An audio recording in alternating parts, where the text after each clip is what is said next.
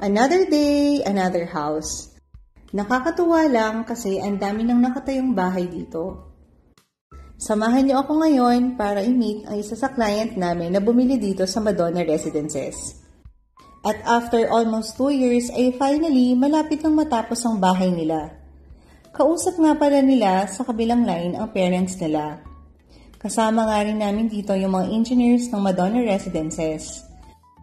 164 square meter nga pala yung lot area nito at 135 square meter yung floor area. May 4 bedrooms at yung isang bedroom ay nasa ground floor.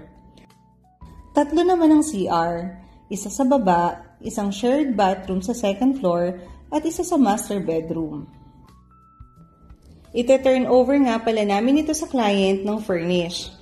Kaya ang commitment nila engineer dito ay mag-meet kami ulit after 30 days para sa turnover. A-applyan rin kasi namin muna ito ng water and electric connection. Ikaw, naghahanap ka rin ba ng bahay na malayo sa baha? Baka ito na ang para sa iyo.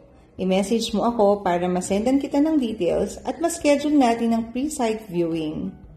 See you on the next one. Bye!